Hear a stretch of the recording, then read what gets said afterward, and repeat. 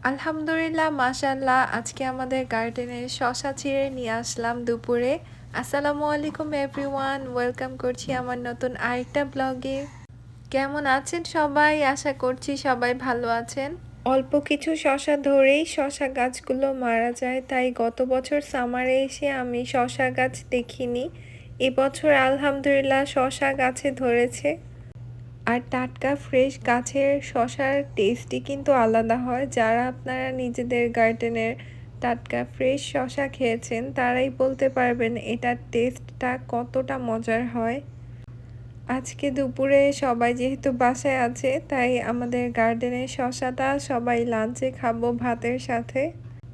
তাই আম্মু বলল, যাও গিয়ে গার্ডেন থেকে আমাদের শসাটা ছিঁড়ে নিয়ে আসো।